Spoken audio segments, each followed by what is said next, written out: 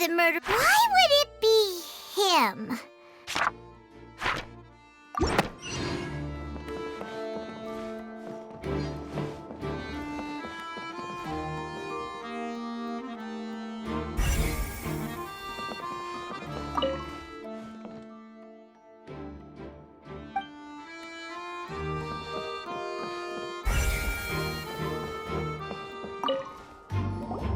So this is the rope that broke and caused the water tank to fall.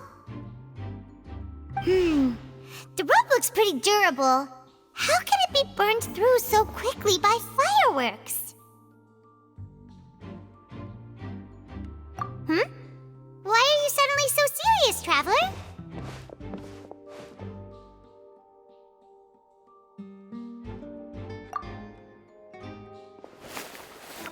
Whoa. Look! This bit is made from different material! Most of it was burned away, but there's still a little bit of it left. Huh. So if a rope meant to hold something was made with that kind of material in it, then that means... Wait! Why don't you write all this down? Let's take notes!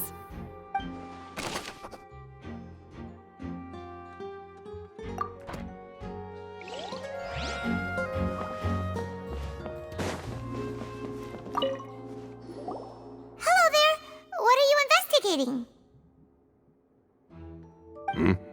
Oh, this location has also been cordoned off because the Magic Troop members are currently considered prime suspects.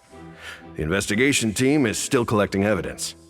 The seats were all booked in advance, so we were able to deduce the missing woman's identity by checking the guest list. Sure, it's not like this is confidential information. We will publish it later anyway when we petition the public to help us find the missing person. Her name is Halsey. She's a painter from Fontaine who's made a bit of a name for herself. Apparently, she wasn't a regular at the Opera House, but she'd been feeling some pressure with her work lately, which made her decide to come see the magic show. The Magic Troop members all claim not to know her. We have looked into her social connections. It seems that she has no personal grievances or conflicts of interest with the suspects. Simply put, she wasn't related to the Magic Troop at all, which matches the features of the previous serial disappearances. Were the victims of previous cases also chosen at random? That's how it seems to us, in any case. Apart from the fact that they were all young women of around the same age range, there really weren't any other connections between them. Okay then. No need to be so formal. If you do happen to see the missing girl, please be sure to contact us. It is of utmost importance that we get to the bottom of these disappearances.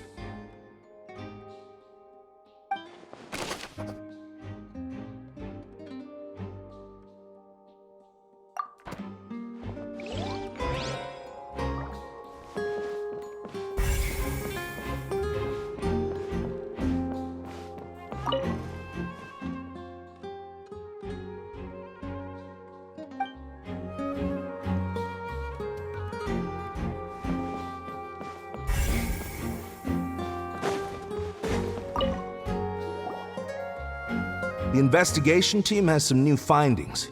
Turns out there's an issue with the random number selector after all. See, I told you. What if the machine picked some big guy's seat? You think the murderer would have still made his move then?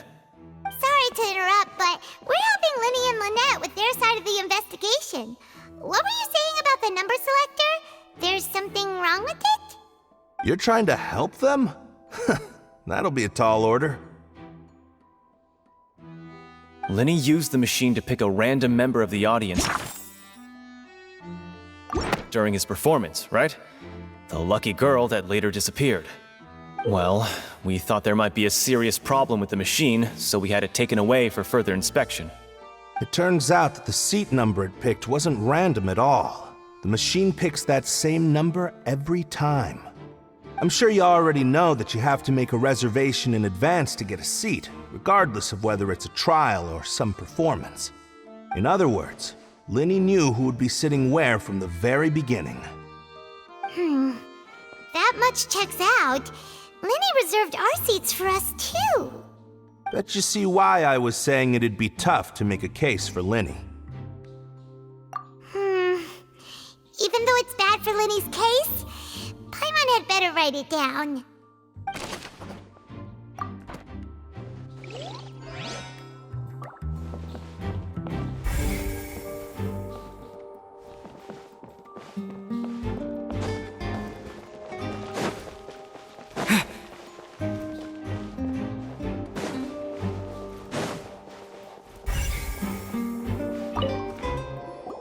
I see that you're investigating the area.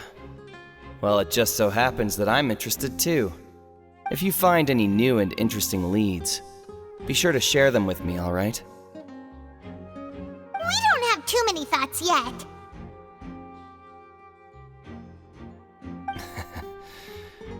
Then why don't I tell you my hypothesis first? The way I see it. And I'll start it with that loud thud. The thud? Oh, you mean the sound that happened during the countdown? Yes, exactly. It wasn't terribly loud, but I suspect that most people heard it. It's just that everyone was awaiting the results of Linny's trick with bated breath, so no one paid it much mind. But now that the incident has happened, the thud has become an important clue. That makes sense. So, what do you make of it? I'm of the opinion that it may have been the sound of Linny's accomplice, Lynette perhaps, jumping atop the water tank or something like that.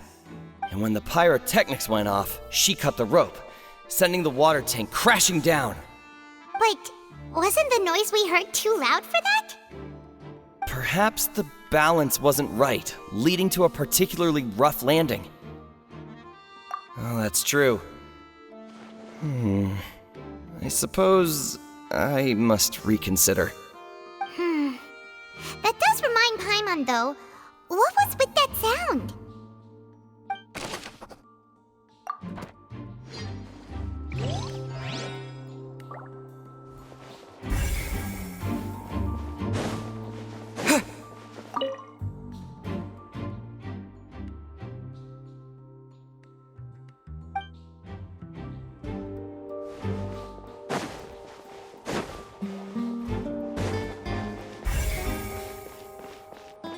Lenny's still talking to the guards.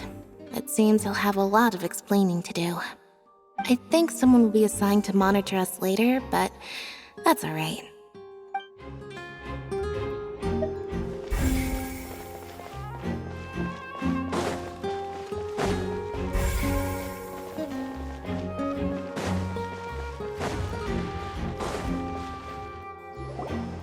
Hey, you! Yes, both of you! Over here! I've been keeping an eye on you for a while now. Huh? You mean us? That's right. If I'm not mistaken, you're also among those who wish to cut down the thorns and pursue the truth. No? And by the looks of it, you're not from Fontaine. Well, you're right on the more about that one, but who are you? From providing protection to solving conundrums, you name it, Spina di Rosula does it. And I, Navia, have the honor of being its renowned president. Though those who play by our rules call me boss. I'm Silver, her attendant. Pleased to meet you. And I'm Melus. Demoiselle's various daily needs and affairs are under my purview. Huh? Boss? Demoiselle? What gives with the names? Well, I am the second generation president. Malus and the others are still used to my previous title. My apologies, Demoiselle. Should you prefer, boss, I will endeavor to use that instead. No, no need. You don't have to call me boss. Just Navia is fine. Okay, if you say so. Not that we're members of Spina di Rosula anyway. All merely trifling details. Never mind. Now, back to the situation at hand. That's right. I've always kept an eye on the serial disappearance cases. My interest stems from a matter back from my father's time. Judging from the look of things, I find Linny an unlikely mastermind. Really? We think so too! That's why we're looking for clues now! But how did you come to that conclusion? Intuition, naturally. My unparalleled intuition. Farina sure was quick to point the finger at Linny without any decisive evidence whatsoever, wasn't she? But that's not uncommon for her. If you remember, the Justice had to interrupt her and ask if she was pressing charges just to keep her from getting carried away. Anyway, a trial begins the moment someone levels charges. And, of course, there was no way Farina was going to back down in that situation. Sounds more like you just don't trust the Hydro Archon. Well, what's your opinion? I must admit that she can be interesting at times, but liking her doesn't mean that I'll blindly agree with her. All right, I've answered your question. Now, it's time you answer mine. Wait a minute, did that answer count? Well, I say it does. But don't worry, you won't hear any pointless questions from me. In your opinion, do you think it's right to treat a trial like it's an opera?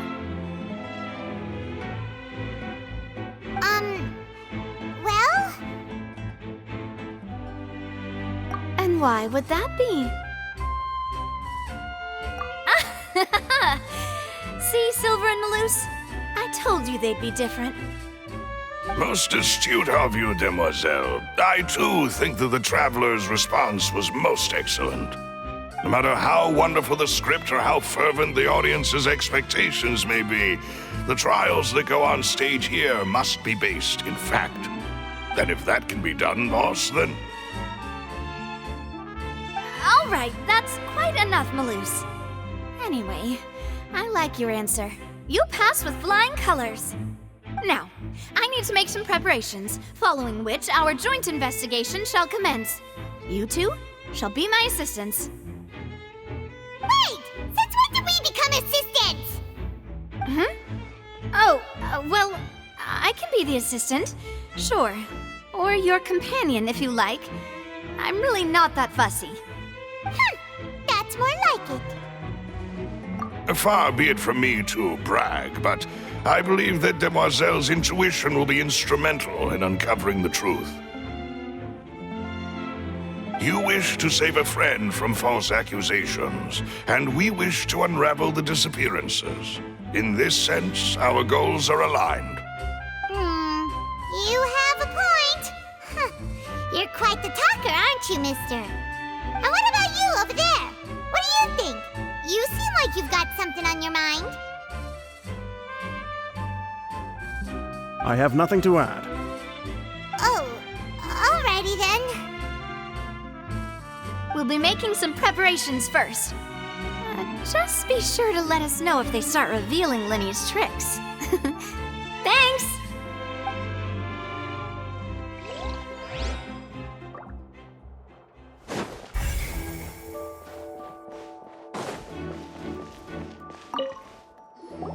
Sorry, but no one can freely enter or exit the Opera House at the moment.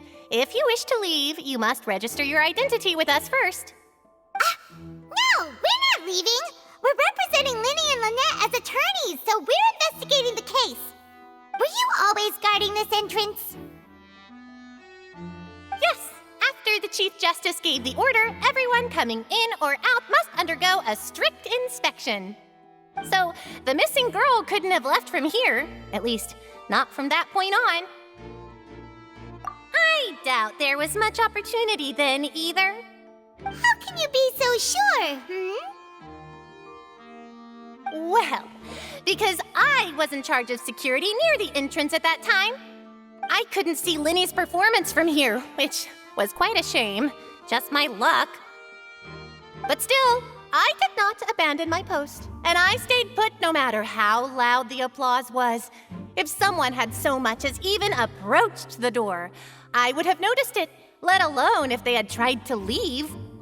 We Melazines are good at that sort of thing, you know. So, it's safe to say the girl couldn't have left through here. your help. This'll be useful info.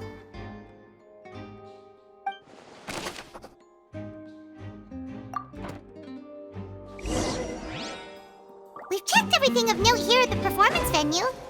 Paimon wonders how Linny's discussion with the guards is going. Let's go see, shall we? Ooh, things are getting interesting. Understood. Then I will be going with you. Just so you're aware, I will be monitoring your actions and making notes as necessary. Very good. Thanks for being so agreeable. I'd pull a rose out of my hat as a gift for you if I could. You may spare the pleasantries. I'm just doing my job. You've arrived. Who's this? Me? I'm Spina di Rosula's guardian angel. If you've got a problem, I've got the firepower. Sorry, I got a little carried away there. Call me Navia. I'm a partner of theirs, and we'll be helping investigate this whole situation. And these are my companions. Would you mind if they join as well? Fine by me. Oh, new helpers? I would be most grateful. Well, let's just say we're tagging along. It's not every day you get to see the secrets behind magic performed on such a large scale. I appreciate your kind interest. Come with me. We'll be heading below stage. Huh? Below stage? Yes, a world of secrets is hidden beneath this magic box, prepared specifically for this switcheroo trick. But before I reveal everything, you should have a look first. Notice anything strange here?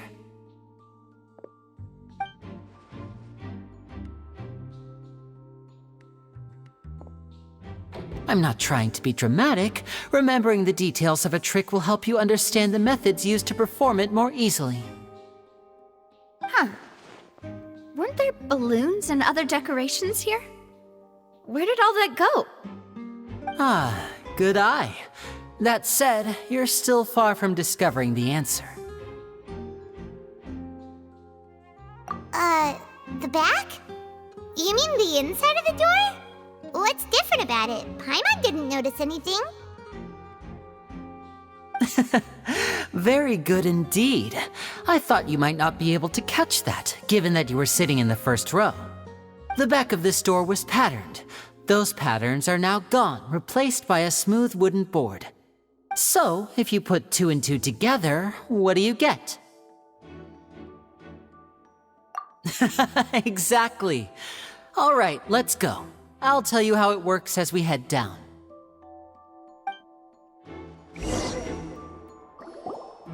Oh, so there was a passageway under the magic box! I knew you'd figure out most of it as soon as you saw this place. The 2 magic boxes are positioned right above the 2 entrances of the tunnel. See this flatbed trolley? The box with the lucky audience member in it would be shuttled over to the other side using the trolley. This trolley can raise and lower and even rotate, ensuring that the box will face in the right direction. I see. So that's the purpose of the box inside another box. Precisely. The inner box would descend after the audience member was put inside and be moved along the trolley, all while the outer box would remain on stage as if nothing had ever changed. So that's how you did it! Once the box was lowered, the trolley would store some energy through this device here, with which it would complete the rest of the steps. The audience member would only be able to feel some slight movements in the dark, and by the time she walked out, she would already be back on stage. Right! You were talking that whole time, and you even came out for a moment near the end! Ah, yes.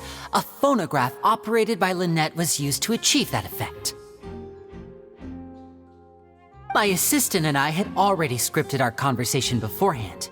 When the countdown began, I had already gone to the opposite box via a tunnel using that ladder. And what about Lynette? Where was she? I was in the mezzanine space in the back of the box. Oh, interesting! That's how we were able to coordinate Linny's lines with the assistant. And by the way, I was the one who walked out of the box at the end. I mean, we are twins. All it takes is a change of clothes and no one can tell who's who. And that's my favorite part of this trick. Only Lynette and I can perform it. So that's how it all worked! Wow, every detail you revealed was more amazing than the last! Lynette would briefly walk out of the box and then go back in, jumping into the tunnel and escaping before the box on the trolley could finish ascending. And then I walk out of the other box in the audience area, and the trick would be complete. The operative word here being would. But as you saw, Cal was in the box, not our audience member. She, on the other hand, mysteriously vanished. We really don't know how that happened. If not for that interlude, this would have been an astonishing trick. I probably never would have figured out how you pulled it off. And yet, to think that someone was able to use this magic trick to commit a crime. Could we have a look around? I think we can come up with some more leads. This is the scene of the crime, so Linny and Lynette are not permitted to stay here. I'll escort them back up. Yes, of course. No need to be so strict now. I won't disappear into thin air, you know. Thanks, everyone. We're counting on you.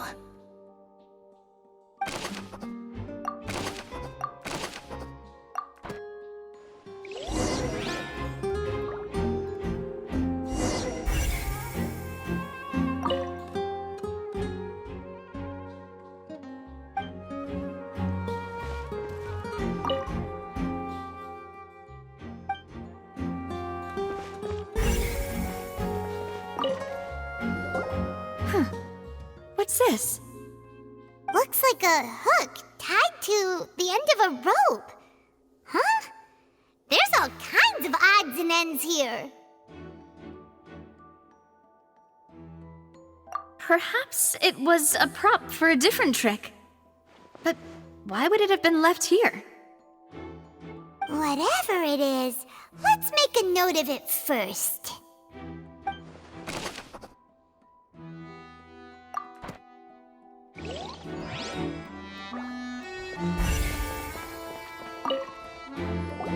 The floor is wet. Please be careful not to slip. Speaking of which, why would there be water here? Oh, Paimon knows! It's one of those tricks where you pour water into a jug and then flip the jug over only for the water to disappear? And here's a broken vase. Huh. Did the trolley knock it down while moving? That can't be. The trolley moves along tracks from start to finish. It couldn't have hit the vase at this distance. Let's note this down too and think about it later.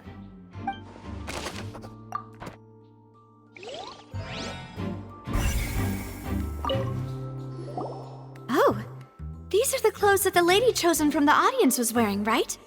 Her clothes are here, but she's nowhere to be found.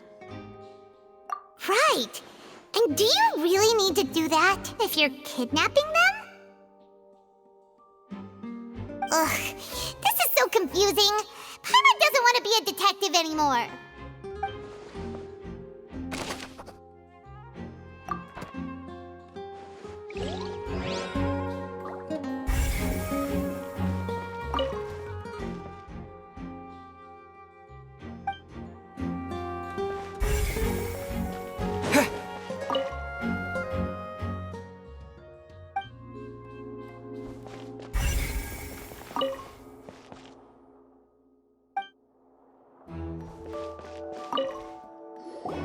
What is this place?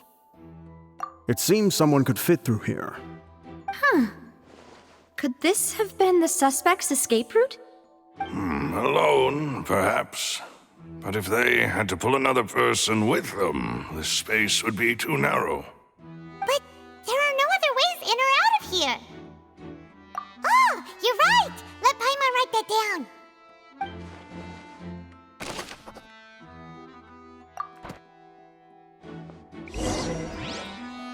Seems we're just about done investigating down here. Yes, let's head back up.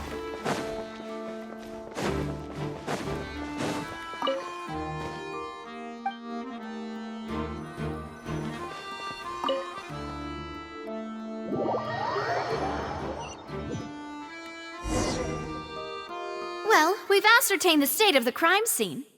Let's find a place to sort out our findings once Malus returns. It seems to me that there are several things that don't add up here.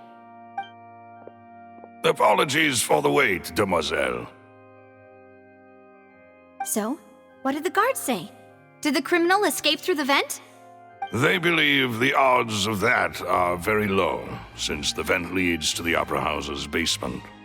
The guards have checked the area carefully. No one left through the basement during the performance or after the incident, and no one was found hiding there. So the tunnels become like a secret chamber then! You know, like the kind you usually see in novels! The plot thickens. Halsey's disappearance and Cowell's death are both quite inexplicable. No wonder Farina was so confident in her accusation. All the current evidence points toward Linny and Lynette. In other words, the charges are very likely to be upheld unless we make some considerable progress. Charges and then trial. So if the charges are upheld, they'll announce a sentence? That's right. This is how a trial goes in the Opera House. During the proceedings, the Chief Justice and the Oratrice will hear statements from both sides. That's right. This is how indemnitium is produced. The statements from both sides, the defenses from attorneys, witness testimonies, and even the audience's emotions will all be projected on the Oratrice. To put it simply, it's as if the Oratrice has its own will and is a judge in its own right. This also precludes any kind of favoritism on the part of the Chief Justice. Not that this has ever happened anyway. Once both sides have finished speaking, the Chief Justice will make his final decision. This, too, will be used by the Oratrice as a reference. Then, finally, the Oratrice will be consulted by officials. The result it returns is the will of justice itself. Huh? So that machine is the one that actually decides? Paimon thought Neverlet called the shots. In practice, there is very little difference. Both have always come to the same judgment, which is why people have great faith in the Chief Justice. Ah, yes, the guards also asked me to convey that none of us will be allowed to leave this place before the trial. Huh? Why? Because we've chosen to act as the twins' proxies. That makes us persons related to the case. They're concerned that we might be colluding with outside parties, or that we might find outside help to disrupt the case. And even if that were not so, it could prove problematic if we happen to spread key information about the case ahead of time. I'm ready to break out at any time. Whoa! There's no need for that! Paimon thinks they have a point. That said, are they providing food? Of course. I just hope you don't mind the lack of options. I'm afraid that catering to all tastes is not in the cards, nor is any guarantee of balanced nutrition. In that case, let's just sort out our findings together here. Pity. I was hoping to take you to try some of Fontaine's famous desserts, too. I mean, what better way to properly think through our findings than over some tea and sweets? Huh. Breaking out suddenly doesn't seem like such a bad idea after all. Just kidding! Paimon will still do her best, even if there are no snacks. What do you mean, no snacks? Of course we'll have snacks. If we cannot buy some, then we'll simply make some. Huh? Here? But how? Understood, demoiselle. Everyone, please come with me.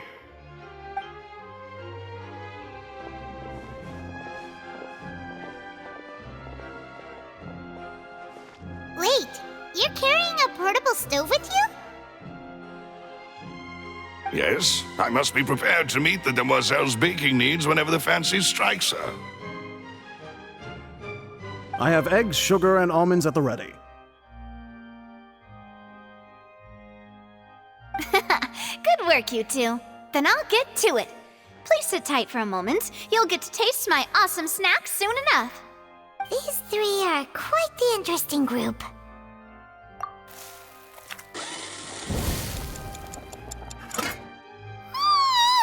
And Paimon thought it smelled good while it was still in the oven!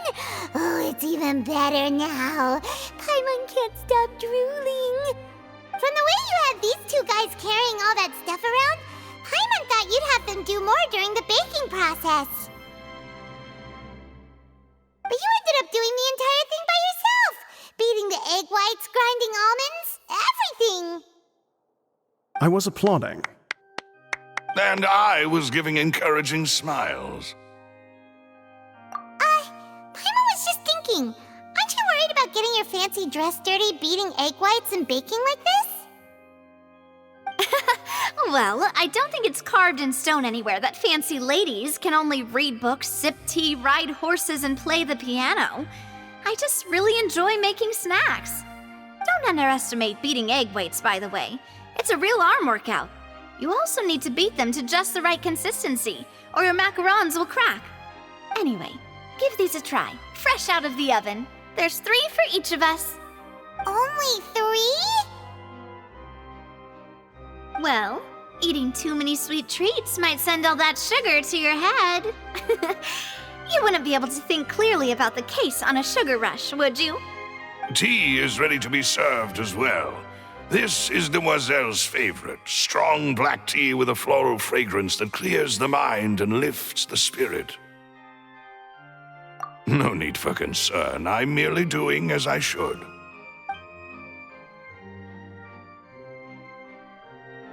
All right then. Down to business. As Paimon mentioned previously, the tunnel seems to be something of a secret chamber. However, we can assume that Linny and Lynette were not alone within it. Some criminal also occupied its sealed confines. The magician twins could have committed the crimes, of course, but they lack any logical motive. Exactly! Why would they do such a thing right when everyone was watching? The flower vase and the thud we heard during the performance could indicate some altercation between Halsey and the criminal in the tunnel, resulting in the shattering of the vase, the discarding of her clothes, and her abduction. Perhaps the criminal thought that since she was chosen from the crowd, she would be too easy to identify if she was still wearing the same clothes. Paimon thinks that makes sense, but the real trouble is... True. None of the clues we found thus far support the existence of this third person. But the only people left to consider are both technically victims, whether it's the missing girl, Halsey, or poor Cowell. Huh. Could Halsey have secretly made modifications to the magic props in order to murder Cowell before making her escape? That's right. And even if she had tampered with the setup, she would need to understand the entire trick to pull it off. Nor does she have any motive. The guards said that she has never had any dealings with the Magic Troop's members. Were we not thorough enough in our search? From the sound of things, this is turning into an impossible case. Your macarons are amazing, though, Navia. They smell great! They're nice and crisp and super sweet! They are my specialty, after all. And I see you've already had 5 of them. What? 5? Oh, that can't be right. Paimon only counted 3, honest! Please don't worry about it. At my age, a few less sweets might actually be a good thing. No. Being greedy is one thing, but Paimon knows how to count. Besides, Paimon knows that if she ate too many, then others wouldn't have enough. Wait, even you don't believe Paimon? How could you? If Paimon ate those 2 extra macarons, then may they turn into stone in her stomach! All right, we get it. Well, I suppose one of us might have gotten too engrossed in our chat and eaten them by mistake. No big deal. Malus, set up the stove again if you would. Huh? What are you doing? Making sure everyone gets 3 macarons, of course. Exactly. We don't want to trouble you. As you wish, demoiselle. And I have the egg, sugar, and almonds. Well, this really is your hobby, huh?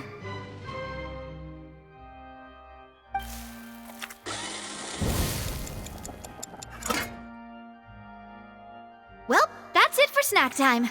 I'm going to have another look around the area. I don't know what we're looking for yet, but we've still got some time. As attorneys, I suggest the 2 of you think the case over again. It would be awkward if you got all tongue-tied on stage during the trial. All right, thanks for your help and for the snacks. It was nothing. A small task for the Spina di Rosula.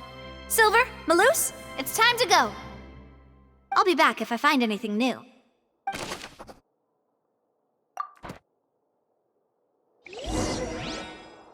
All right, it's time to put our heads together.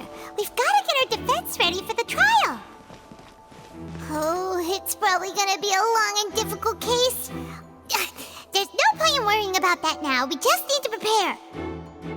Here, take Paimon's notes. They should help you review the situation.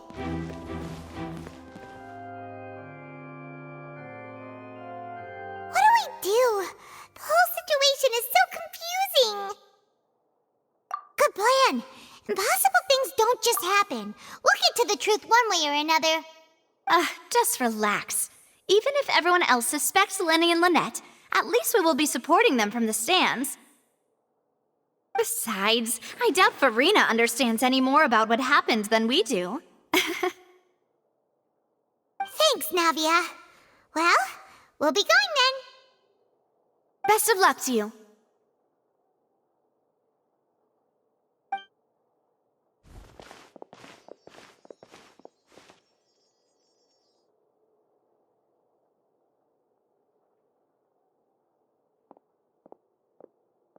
Ah, finally, you're back. Well, how did your investigation go? To be honest, you might be disappointed. No. We're already very grateful that you were willing to help. Well now, don't you all look disappointed. Don't tell me that your investigation came up empty-handed. That was to be expected, of course. The guilty can never produce proof of their innocence. But don't let that stop you. I shall be terribly disappointed should you, my most— Since both parties are present, I declare that the trial regarding the magic show incident is now in session. Firstly, in order for the audience to understand the causes and results of the incident, could we please have Mr. Linney explain the trick? Yes, of course. I will explain while Lynette demonstrates on stage. All the necessary items have been prepared.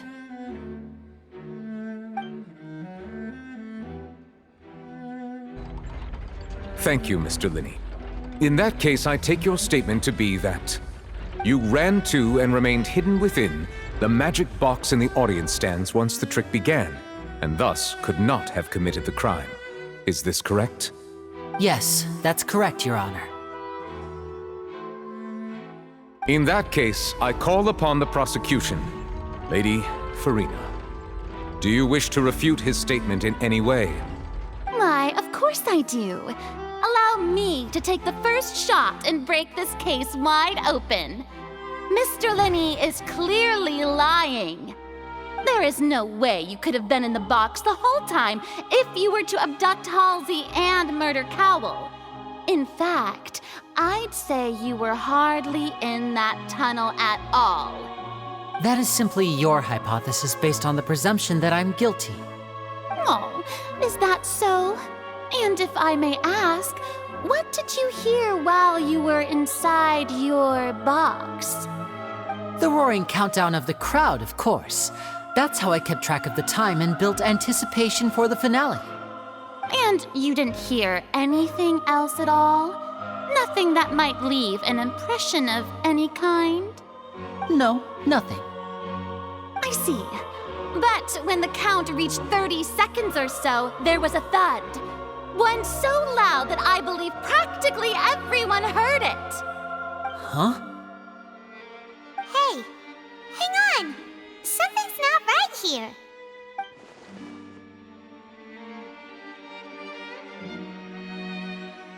Yeah, I'm sure he could have heard a noise that loud from inside the box. I was right by the box and I definitely heard the thud. Look at those scales. Could those mean... Well then, ladies and gentlemen, allow me to use the words of the magician himself. You never know what can happen in the blink of an eye.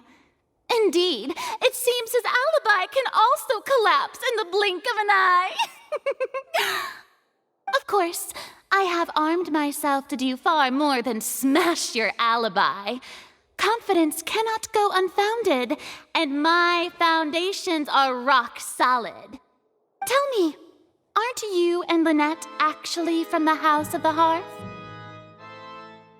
The House of the Hearth?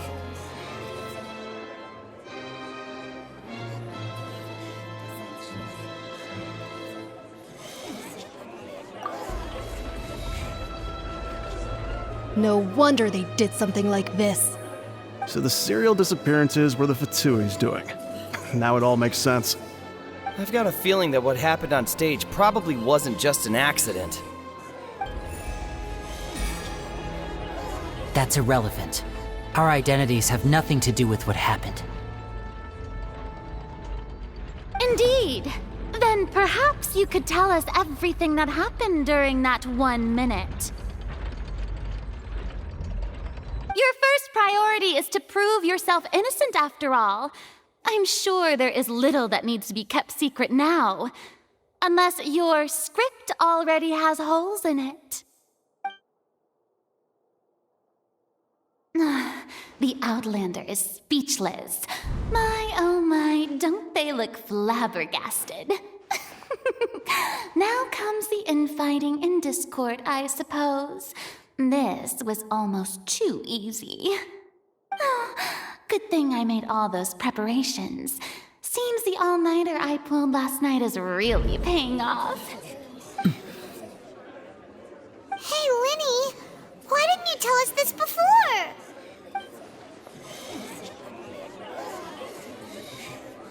Order! Order!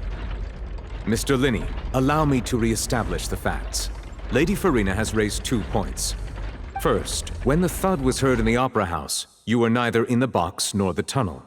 Second, you and Ms. Lynette are both members of the House of the Hearth. Are these claims true?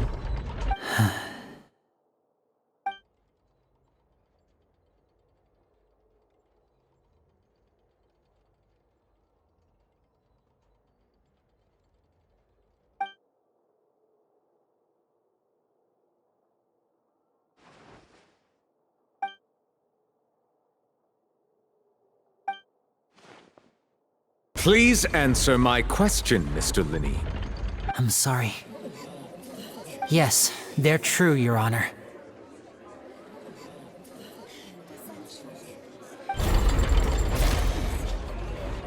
I knew it! Well, that's it. We might as well move on to the sentencing already. What should we do now? Granted. In that case, what is your request? Is that really necessary? They're already as good as guilty. The defendant deceived their own attorneys. What is there left to discuss? Order! Order, I say! Your request is reasonable, and we shall adjourn. This trial will reconvene in 1 hour. So you would stick to Mr. Linney's defense even after knowing what you do now? You certainly have more professionalism than I thought. In that case, my dear audience, Let's allow the joy of victory to steep for a little while longer.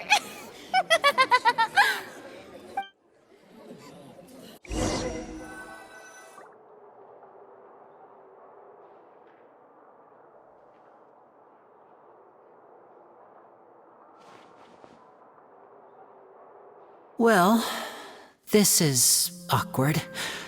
I didn't think the Hydro Archon would dig all that up. I'm sorry, Traveler and Paimon. Yeah, sorry. Ugh. Paimon doesn't know where to start.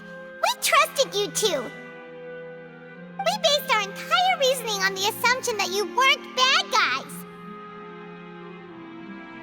Not to set the wrong tone or anything, but Paimon's really mad!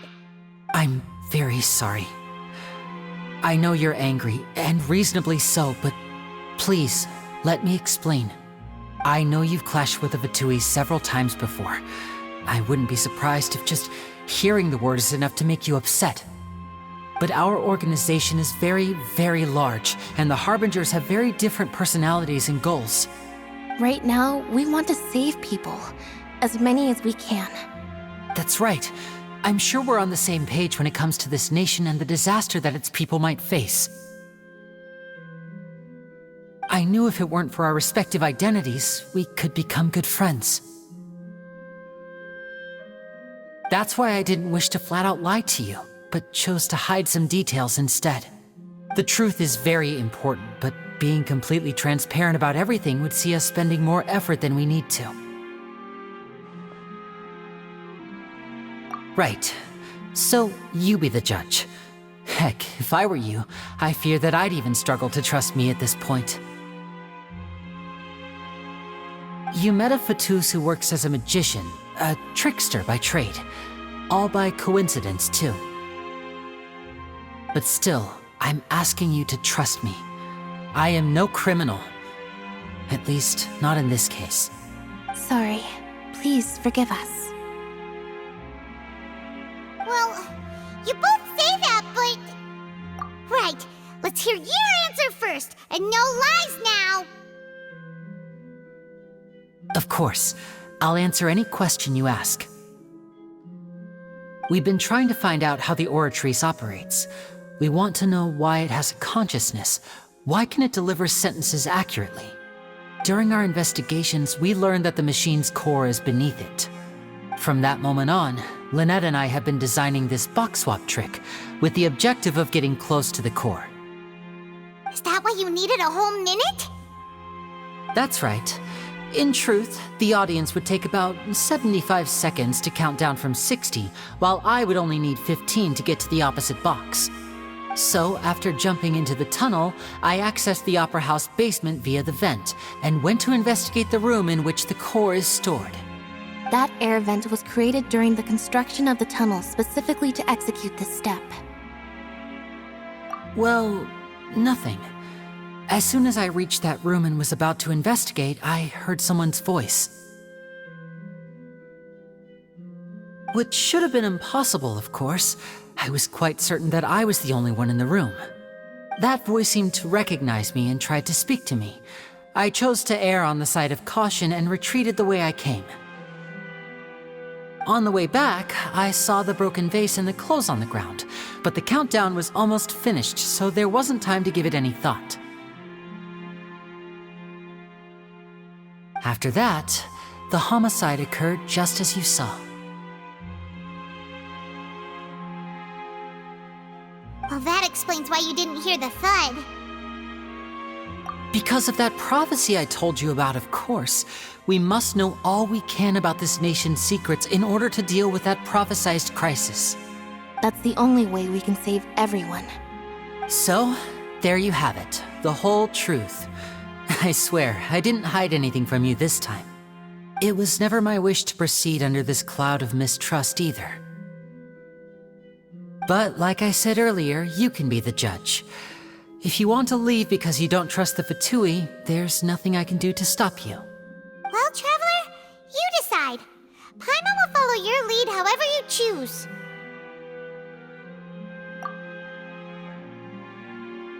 Okay, Thank you. Thanks for giving us a chance.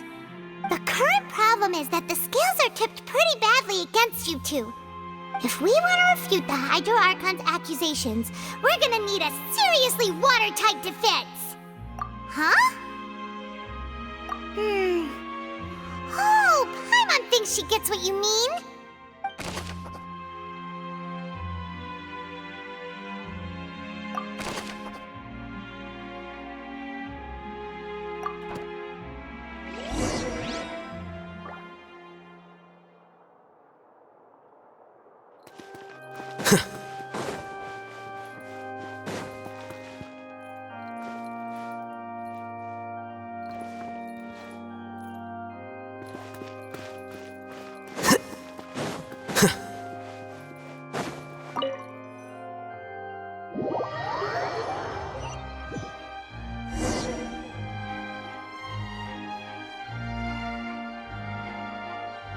Both parties have returned to their positions. Let us continue the trial. When last we left off, Mr. Linney acknowledged the new evidence presented by Lady Farina as fact.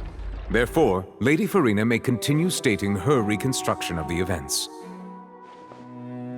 Ugh, that took long enough. Now then, if everyone would lend me their attention. At this stage, let's revisit that scene from Linney's perspective.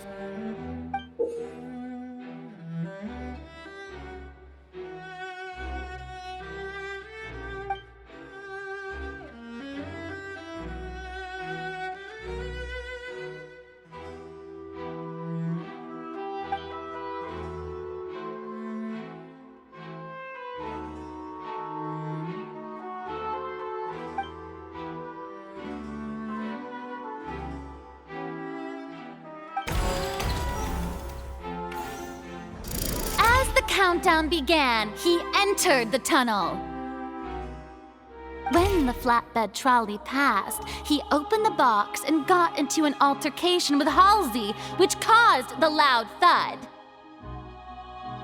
He did not realize that this sound could be heard by everyone in the opera house, which is why he claimed earlier that he could not hear the sound. Finally, he used the vase to knock her out, before making her change clothes to prevent others from recognizing her. At this time, Cowell arrived in the tunnel, having heard that strange noise, and caught Linney red-handed. So Linney proceeded to knock him out too before stuffing him into that box. Afterward, Linney passed the unconscious Halsey to his accomplice through the magic box in the audience stands, before operating the devices such that Cowell's death would be ruled an accident. And there you have it.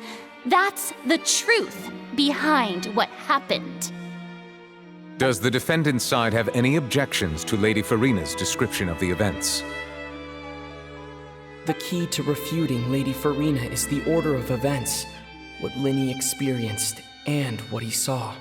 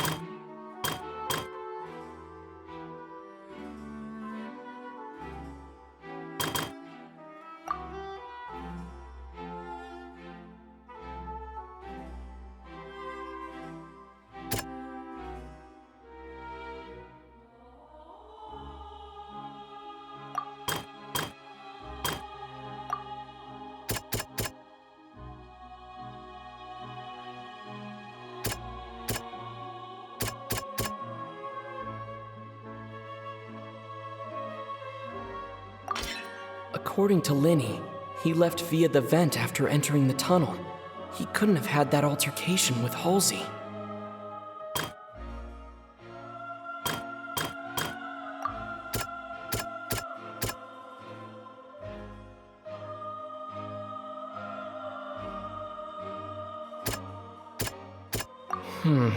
Seems this won't produce a particularly effective rebuttal.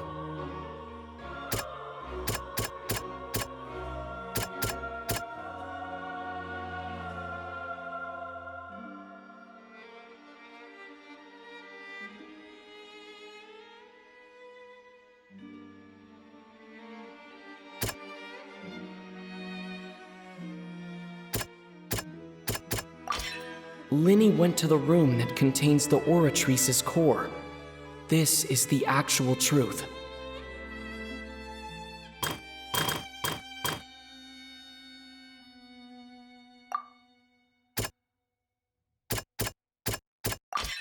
Linny did not take part in the underground altercation. He only witnessed traces of the aftermath. Attention! Ace Detective Paimon has something to say! When the countdown started, Linny did indeed go into the tunnel. But he immediately used a vent to access the Opera House basement, which is where the underground core of the Oratrice is stored. Once he reached that area, he heard a voice in what should have been an empty room. Since he felt something was amiss, he returned immediately. The crime scene had already developed by the time he reached the tunnel again, and in order to complete the magic trick, he did not remain there for any length of time. Finally, he reached the surface, and that was when the accident happened from his point of view. Therefore, he's innocent.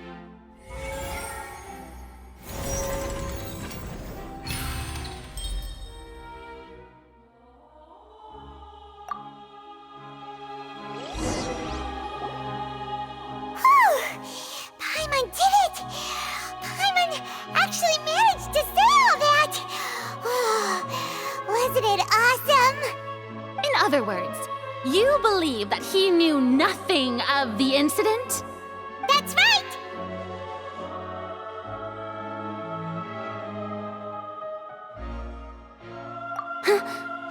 My reasoning?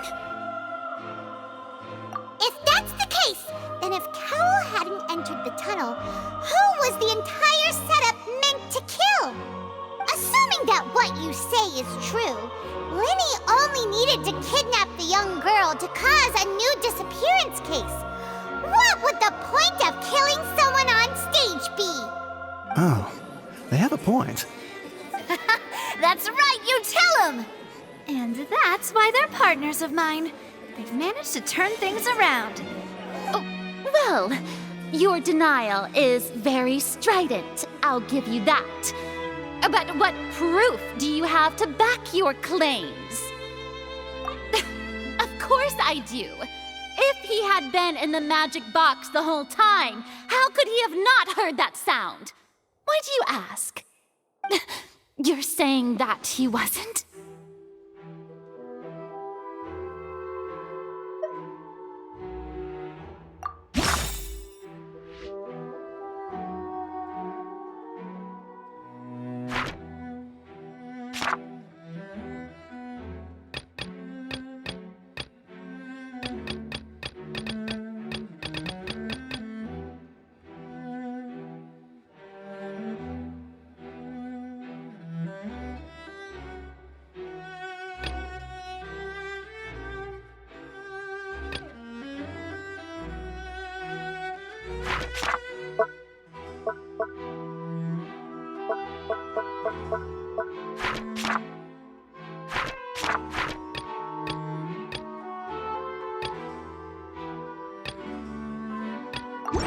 That's right! Linny wasn't in the box or in the tunnel. That's why he didn't hear anything strange during the performance. This means that when the crime happened, Linny had already entered the basement via the vent. The same clue you used to disprove his alibi has now become the best proof! you like that? Well played. To think you'd use such logic. Well then, if it wasn't Linny who committed the crimes, then who was it?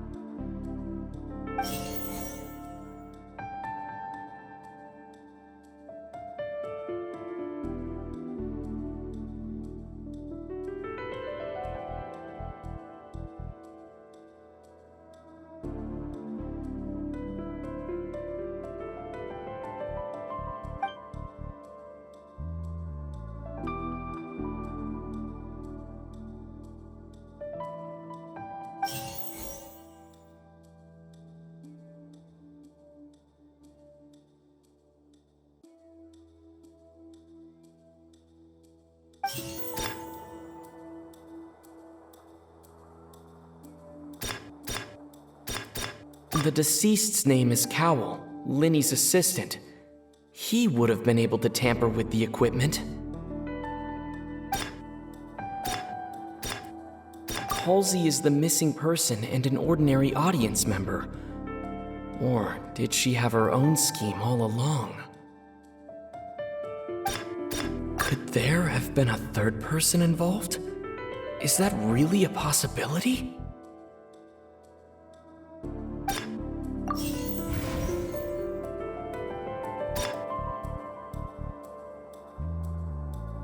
The deceased's name is Cowell.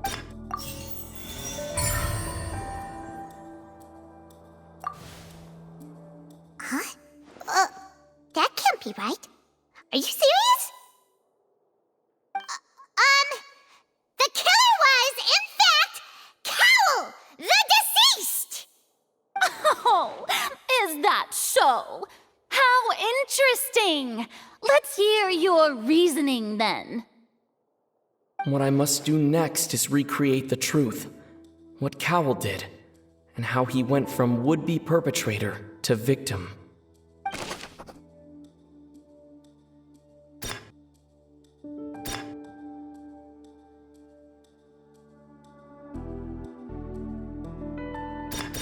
No one entered or left the Opera House through its entrances.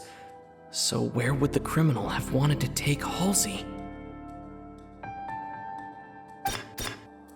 The deceased's name is Cowell, Linny's assistant. He would have been able to tamper with the equipment.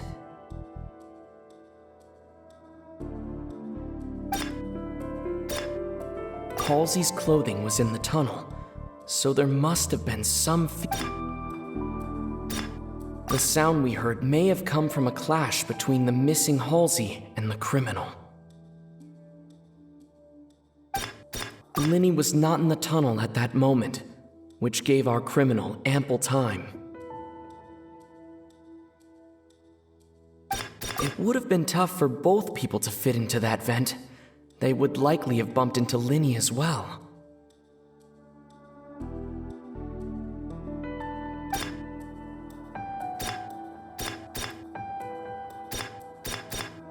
The sound we heard may have come from a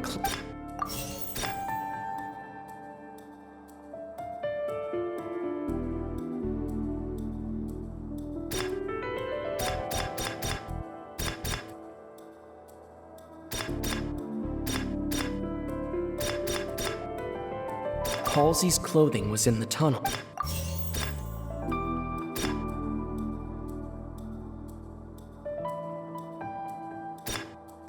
The deceased's name is Cowell, Linny's assistant.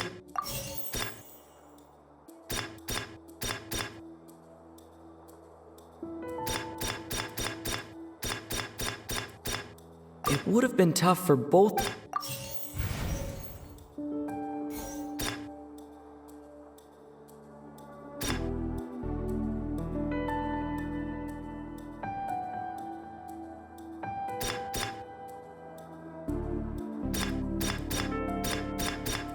Linny was not in the tunnel at that moment, which... The sound we heard may have come from... Halsey's clothing was in the tunnel. No one entered or left the...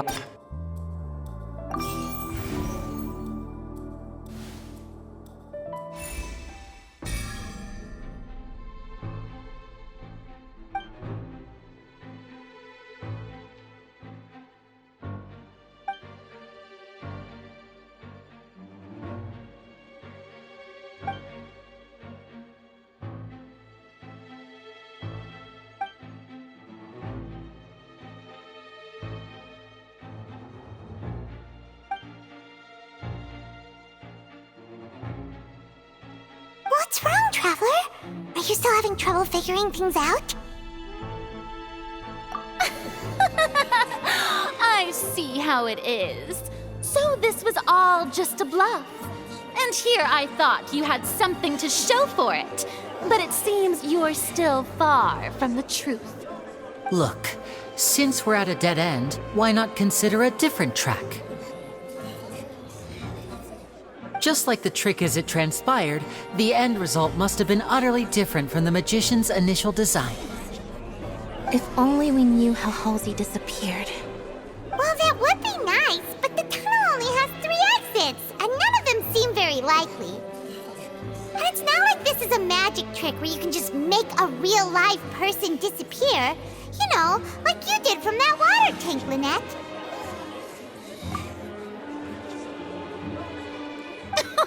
Excuse my interruption, dear opponents, but do you not see that the crowd is growing impatient? There is no greater sin in this opera house than an awkward delay in the performance.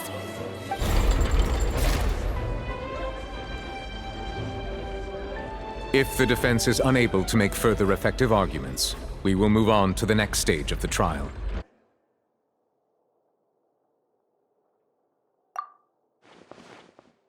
Linny was not in the tunnel at that moment, which gave our criminal ample time. The sound we heard may have come from a clash between the missing Halsey and the criminal. The deceased's name is Cowell, Linny's assistant. He would have been able to tamper with the equipment.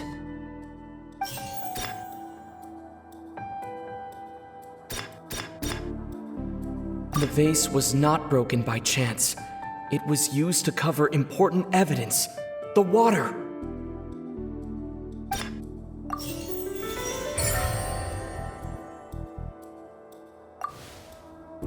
Oh, Paimon gets it! It all comes together if Halsey disappeared instead of being kidnapped. Lynette escaped from the water tank, vanishing gradually and leaving only clothes behind.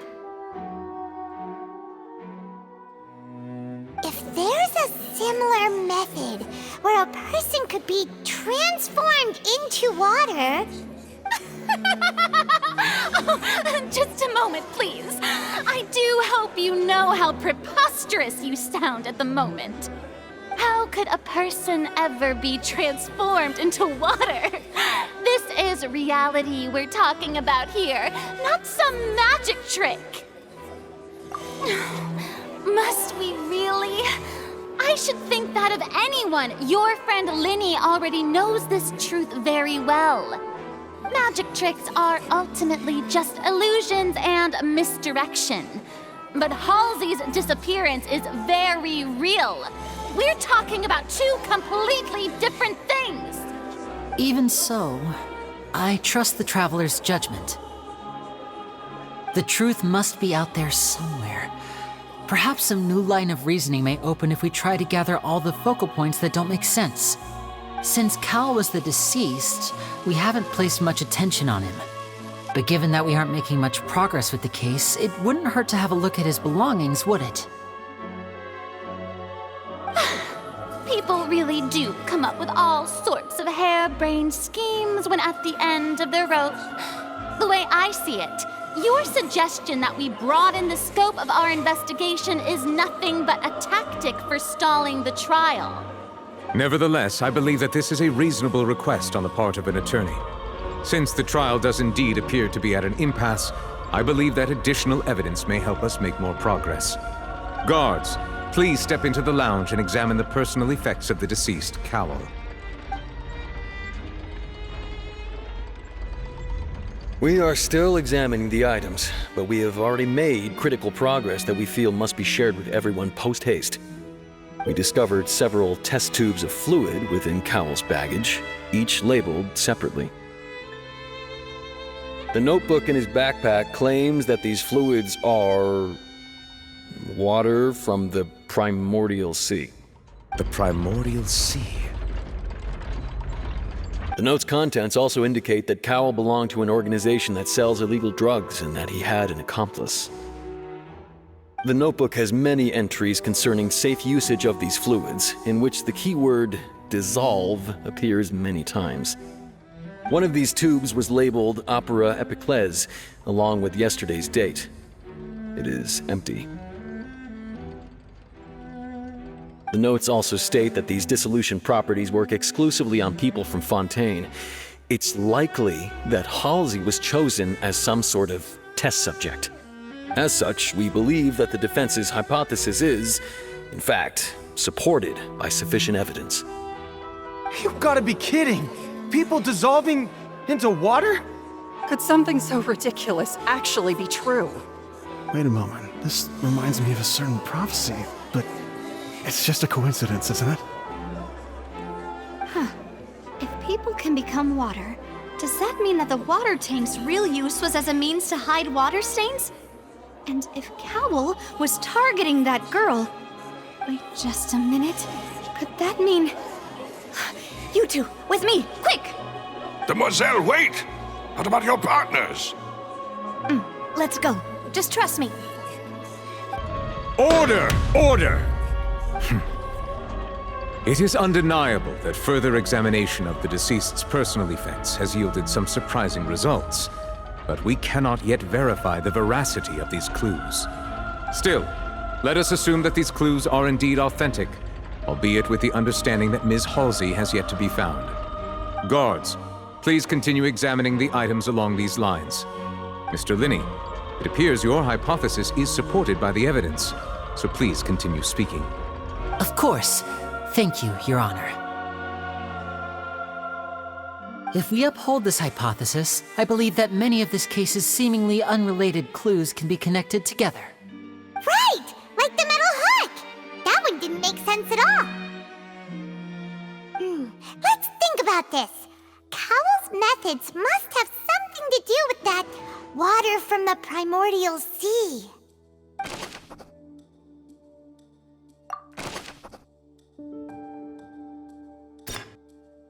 The deceased's name is Cowell, Linny's assistant.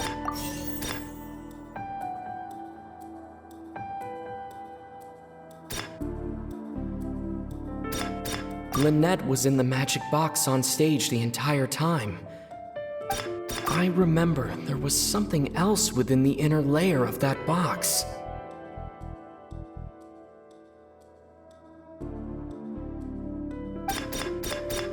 The rope that held the water tank up was lit by the fireworks and snapped. As such, the focus here is on the water and not the tank.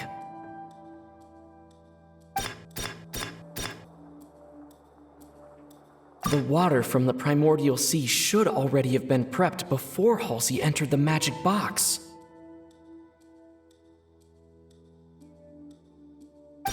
Now it seems like the hook rope was not meant for another magic trick, but was instead some form of triggering mechanism.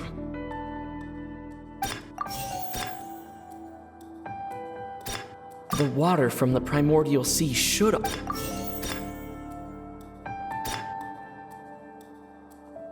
I remember there was something else within the inner...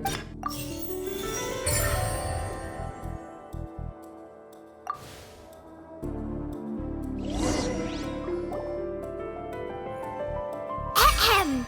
It's Ace Detective Paimon's time to shine again! In the original plan, Cowl would tamper with the water tank rope and the number selector securing his target. When the magic box containing Halsey was lowered, the metal hook would retract gradually and pierce the balloon at the top of the box. When the balloon attached to the box popped, the water from the primordial seed inside it would pour down and dissolve Halsey.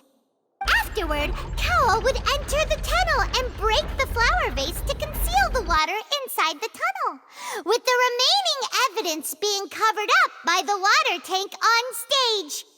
But he encountered something unexpected in the tunnel and wound up being fatally hit by the same water tank he meant to use to cover his tracks.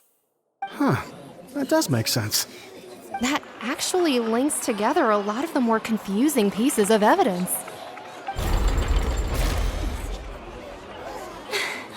Oh dear, what do I do?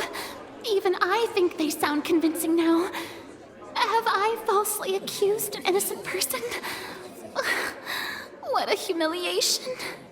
Now, it seems like the only point of contention remaining is the exact circumstances that led to Cowl's death. His notes mentioned he had an accomplice who could be related to the situation. On that note, the guards have just contacted me indicating that they uncovered new evidence. I shall now invite him on stage to share it with us. Thank you, Your Honor. We were just inspecting the luggage of the other people involved in this case. And we found an identical sample of the water from the primordial sea among Linny's personal effects. What? That can't be. Oh, I see. Well, how wonderfully comedic to have your own counterattack only to come back and wound you. Does this not clear all doubt? My dear citizens, my loyal audience, allow me to present my reasoning and bring this performance to a swift close. Linny did not need to take part in the dissolution of the young woman at all. Indeed, he did leave the scene via the vent.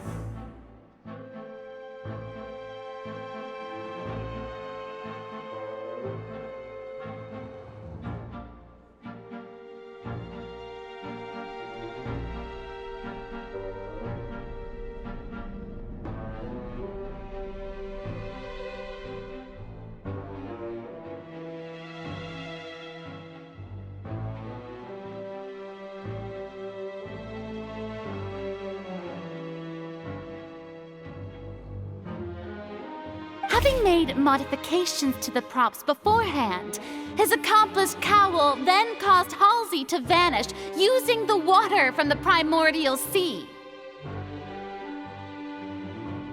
But upon his return, in cruel avarice, Linny desired sole credit and prepared to do away with his partner in crime. Ultimately, he knocked Cowl out, and the tool meant to cover the crime up also became a murder weapon. Now, as much as I regret having come to such a viciously straightforward conclusion, it does seem that the famed Fatui is quite the cold-blooded and ruthless organization.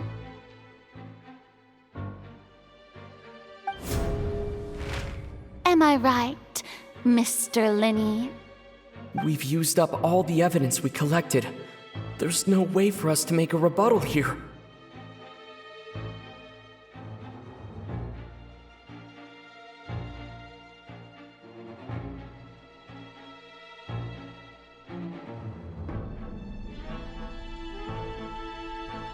Is this the end of the road?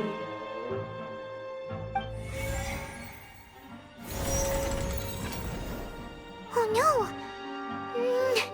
Paimon can't think of anything either. It doesn't look like there's any way around this. Seems using the water as new evidence was too good a move. Why did this have to happen now? I think we've all seen enough now, and we have ample witnesses to my flawless reasoning. I believe this is indeed the finale. Now then, my good, noble Chief Justice, should we not, in your view, Excuse me, everyone, but I must interject.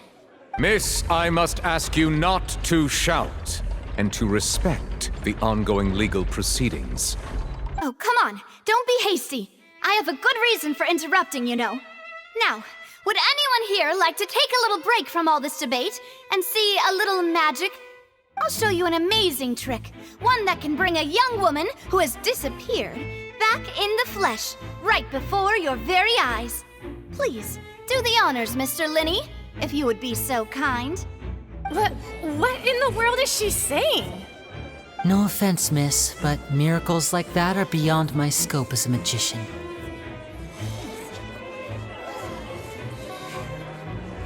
Come on now, don't be silly. Magic is all about misdirection, isn't it? It often conceals the truth while presenting a fascinating illusion. But once everyone believes the illusion, can't magic reveal the truth to them once again? And wouldn't such a trick be the most marvelous finale to today's performance? Come on, Linny and Lynette. Give it another go. Don't worry. Spina di Rasula has made the necessary arrangements on your behalf. But as the magic makers and stars of the show, I think I should leave the final performance to you. I understand.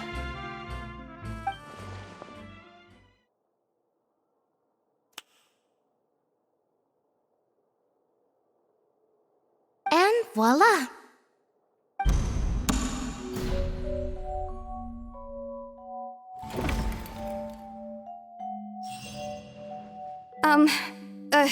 Sorry for the interruption. Wait, isn't that Halsey? So the whole thing about people dissolving wasn't true after all? To be clear, I'm only here because this person told me that if I testified, the merit of doing so would lessen my sentence. I was hiding outside this room listening to the proceedings because I was afraid that I would be the one put on trial. I was just feeling happy that no one had noticed me, and then before I knew it, she caught me. That'll teach you to underestimate us three. Where should I begin? I'm sorry. I'm the one who killed Cowell. I admit it. What? Why? Firstly, my name isn't Halsey. It's Lillian, and I'm originally from Mondstadt. I heard that Linny's show was gonna be a real thriller, but I missed the chance to buy a ticket, so I stole one. That's how I make a living. I steal stuff here and there, and I'd never been caught before.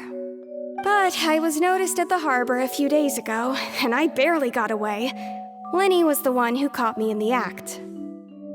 Hey, no wonder you look familiar. So you were the thief! Liddy even mentioned that you were pretty skilled. Well, and I thought that would have been the end of it, but then the number selector chose me.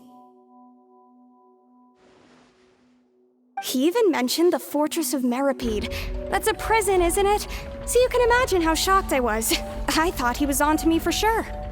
So I played along with the show while looking for an opening to flee, but then I got water poured on me for no reason, and then someone jumped into the tunnel to nab me.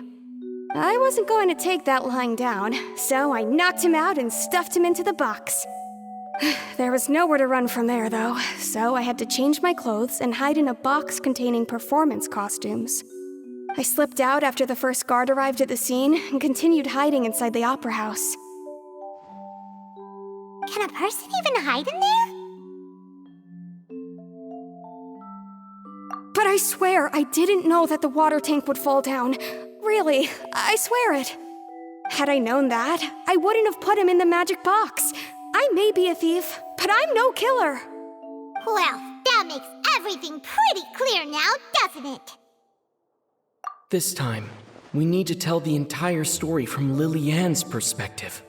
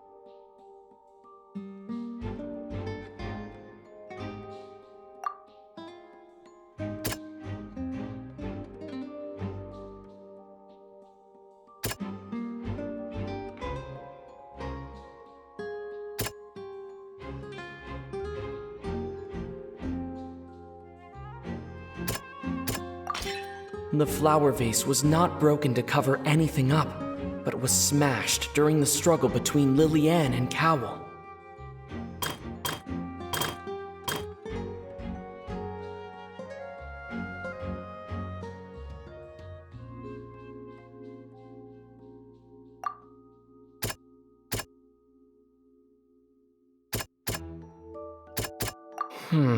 Seems this won't...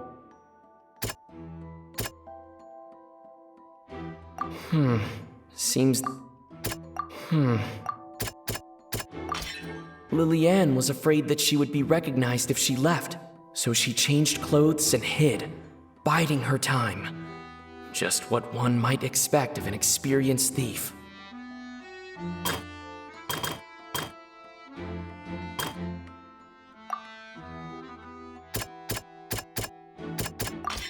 The strange sound wasn't from a fight.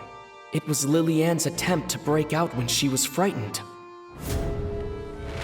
And it's Ace Detective Paimon time! Having been selected out of the blue, Lily-Ann panicked. Her panic only intensified after she entered the tunnel and had water poured on her head. So she kicked the door open, producing the thud we all heard. Hearing the commotion, Cowell leapt into the tunnel, only to discover that Lily-Ann had not dissolved. He did not know that Lily-Ann was not from Fontaine, but was a thief who made her way in by stealing a ticket. Mistakenly believing that the water from the primordial sea needed time to take effect, he tried to force Lily-Ann back into the box. The two broke the flower vase during the struggle, but Lily-Ann came out on top, knocking Cowell out and putting him in the box. With no way of escaping, she changed her clothes and hid in the costume trunk until the performance ended.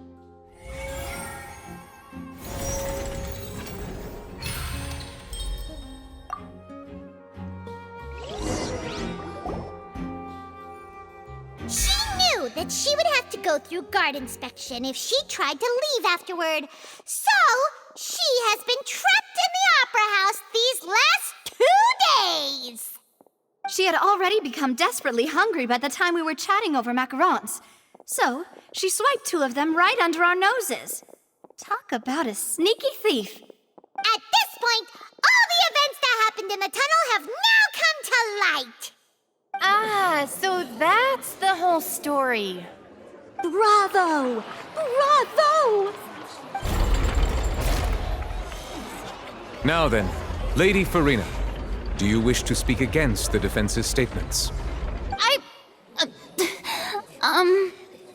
Please answer the question, Lady Farina.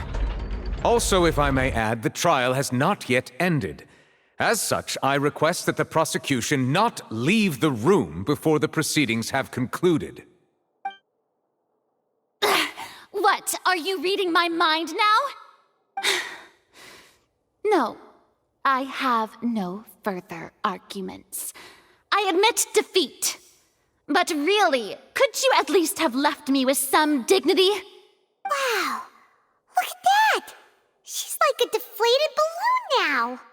If there are no objections, then as the Chief Justice of Fontaine, I shall once again repeat the full sequence of events. The actual perpetrator of the serial disappearances, Cowell, selected his next victim from the audience reservation list. With some modifications to the selector, he could ensure that the pre-selected young woman would be chosen. To cover up any evidence while committing the deed, Cowell thought of allowing the water tank to fall, which would conceal the water left behind after the young woman was dissolved. He also tampered with the rope suspending the water tank, using the fireworks at the end of the performance to cause the tank to drop and hide the watermarks. He poured the water from the primordial sea into a balloon during the preparation of the magic box and stuck it to the box's lid. Finally, he passed the prepared hook on a rope through the gap in the magic box's door when bringing the young woman to said box. When the magic trick officially began, the box containing the woman was lowered into the tunnel, tightening the hook rope and bursting the balloon containing the water. If all had gone to plan, the young woman would be dissolved at this time. However, Lillian was not from Fontaine and thus fled the box with a loud noise. Realizing that there was trouble, Cowell entered the tunnel and met Lillian. Thinking that the waters had not yet taken effect, he decided to proceed. However, his opponent was more capable than he thought, and he was overcome, knocked unconscious, and placed into the magic box, and thus became his own final victim. Lillian, according to her own statements, then changed clothes and hid until the performance ended, before hiding in other parts of the opera house. As for Linny, he was in the underground structures within the opera house, and was thus ignorant of these happenings. From this reconstruction of events, we can conclude that Linny, the accused, is in fact innocent. While there is much in Linny and Lillian's conduct that should still be investigated separately, this case, at least, can be handed over to the Oratrice to make the final decision.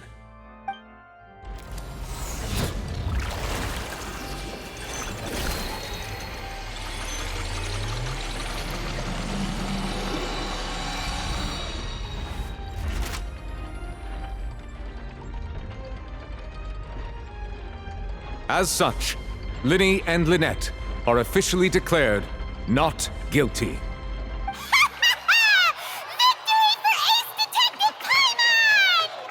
Great work, partners. Thank you all. Thank you so much. Next, I think we deserve an explanation, Guard Vaughn. How did you find the water from the primordial sea in Linny's baggage? Right! Your discovery caused me to make a serious mistake, you know. Or was that not a discovery, but false evidence that you dared to bring before this court? I suspect that the accomplice mentioned in Cowell's notes was not Linny, but you, yes?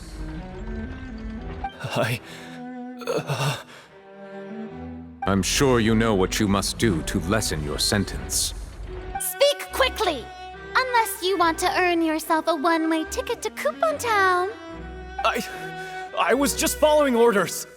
We were supposed to place blame for the serial disappearances onto Linny, and thus cause suspicion to fall on the Fatui. The higher-ups said this was the best opportunity to do so. And now that your plan has fallen through, and the secrets of the water have been revealed, you have become a liability to said higher-ups, yes? Therefore, you would be wise to tell everything you know and seek the protection of the guards. Yes, I'll tell you everything I know. Our boss discovered that the water can cause people to dissolve. It can also be made into a potion, which when extremely diluted, can cause people to experience unforgettable exhilaration. We've been in this business for a while now, and have made decent mora off it. The disappearances were also the boss's idea. I mean, this is the boss we're talking about.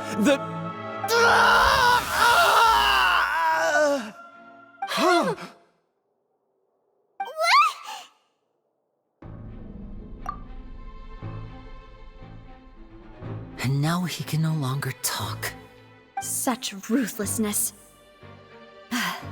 I shouldn't have expected any less of them. An outrageous act. All present, please submit to inspection immediately.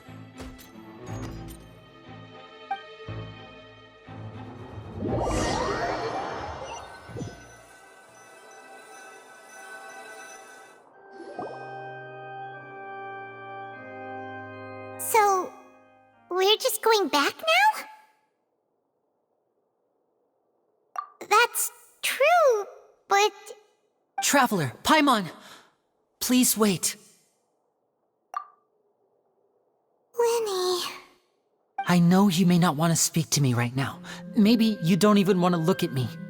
But still, let me thank you again for defending me to the end, even after you learned that I'm a member of the Fatui. I guess. But regardless, I'd like the opportunity to set things straight.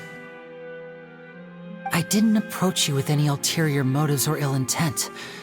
I've spoken to you as myself, just plain Linny this entire time. As for why I'm a Fatus, it's because the goals of the House of the Hearth align with those of an orphan like me. That's all. That was how Father, who you might know as the Knave, approached recruiting us back then too. The Knave? The one who controls the House of the Hearth? She's your father? That's right. And since we're here, I was wondering, would you mind hearing a story? It's about my past. Back when our parents first died, Lynette and I were left wandering the streets. To survive, I took to surreptitiously observing an older street performer who did magic. It took me several days to figure out how he pulled off his amazing tricks. I took my sister through several streets until we found a crowded corner, and we began to perform magic tricks there. To my surprise, we proved to be pretty popular, and we could at least stop worrying about where our next meal would come from for a time. But I didn't want my sister to remain a street rat together with me forever. Before long, an aristocrat came to me and claimed that he wished to take us in after watching my performances. So you went from orphans to nobility just like that? That was how we felt at first too. As if fate was on our side and we could say goodbye to those painful days.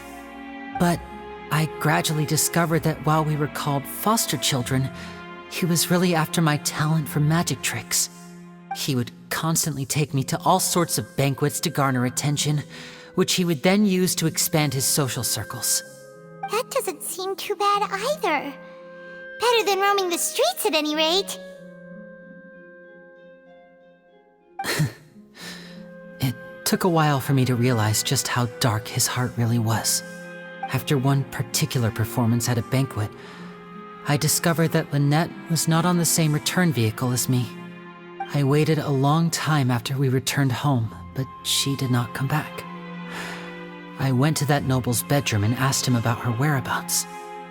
The answer he gave me was, she caught the eye of the most eminent person at the banquet, so I sent her over as a gift. I mean, you'll be able to perform your magic regardless of who your assistant is, yes? Oh no. So he was gonna... But wouldn't Fontaine's laws deal with such people? As far as outsiders are concerned, this is a relationship akin to adoption or foster care, and they have their ways of escaping the eye of the law.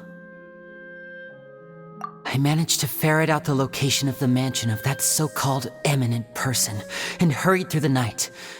But by the time I leaped over the walls, avoided the guards, and made my way in, all I saw was the moonlit ground covered in blood. and the knave standing there in the darkness. So, she'd already taken care of that guy. That's right. She had rescued my sister before she could come to any harm, and had even discovered several girls hidden in a basement, all of them orphans. Father, I mean, the knave, might have seen something in me, and so she made me an offer. The House of the Hearth welcomes you, for your interests align with ours. Here, none will ever betray you. Indeed, betrayal shall never be permitted here. I was hesitant to trust her. I mean, I had just been betrayed by nobles.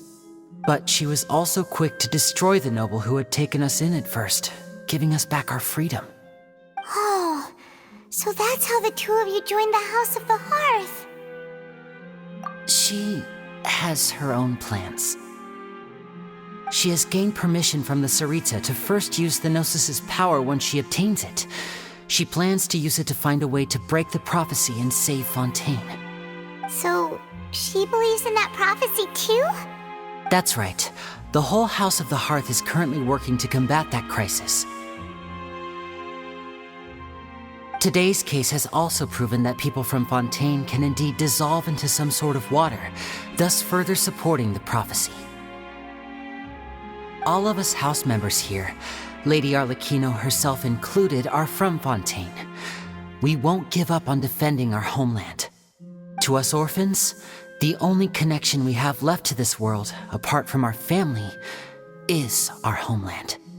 So, from small deeds like distributing magic pockets to huge schemes like stealing a Gnosis, everything is aimed at dealing with that prophecy.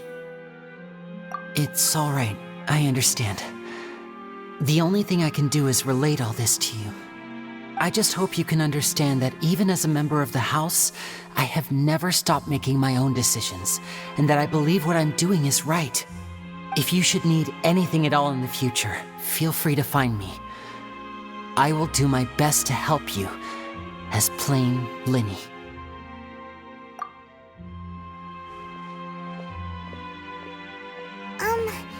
Bye, Linny!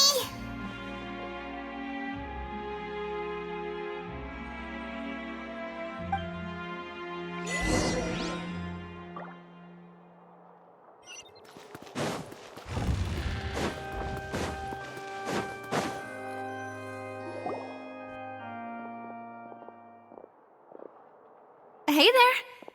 What was with the disappearing act you pulled right as the trial ended? Were you looking for us, Navia? Well, this whole thing isn't exactly over, is it? I do feel that we're getting closer to solving the serial disappearances case, though. Don't you think so, too? Huh? What's wrong, my dear partner? Besides, are you sure we're the ones who can crack a case that's been cold for decades now? And given that there's new evidence from the trial, there should be a trail of breadcrumbs for the Hydro Archon's people to follow now, right? Ah. I see. Well, I won't lie. I'm a little shocked to hear that from you. But I suppose you are just travelers who have only arrived in Fontaine after all. Sorry. I might have been too presumptuous.